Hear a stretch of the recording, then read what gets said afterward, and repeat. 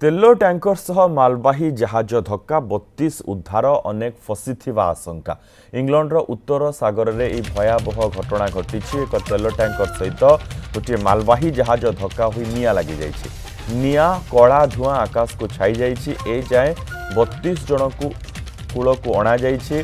मृताहतों संख्या एजाए स्पष्ट होना। अमेरिका मुहा तेल टैंकर एमवी स्टेना इमाक्युलेट लंडन ठारू 155 माइल दूर हुल उपकूल में लंगर पकाई यह समय पर्तुगाल एक मालवाही जहाज सुलंग स्कटलैंड ग्रांदे माउथ नेदरलैंड रोटरडाम को जाऊला। उभयों मध्य धक्का होईछि।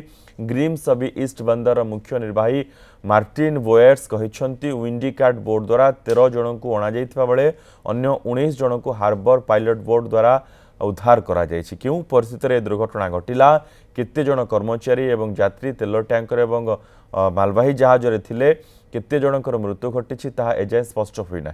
ब्रिटेन सामुद्रिक तटरक्षी संस्था पक्षर प्रकाशित सूचना अनुसार दुई जहाज रे निया लगी। उद्धार कार्य अनेक लाइफ बोट और तटरक्षी बाहिनी उद्धारकारी हेलिकॉप्टर नियोजित रहिछन्ति।